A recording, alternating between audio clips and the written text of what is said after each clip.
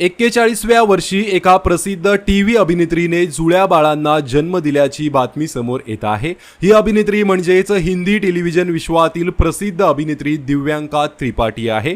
काही दिवसांपूर्वीच छोट्या पडद्यावरील लोकप्रिय अभिनेत्री दिव्यांका त्रिपाठी हिने तिच्या प्रेग्नन्सी बद्दल सर्वांना सांगितलं होतं आणि आता दिव्यांकाने इंस्टाग्रामवर एक पोस्ट शेअर केली आहे। या पोस्टमध्ये तिला जुळी बाळ झाली असल्याचं तिने सांगितलं आहे। वयाच्या 41व्या वर्षी तिने दोन गोंडस मुलांना जन्म दिला आहे।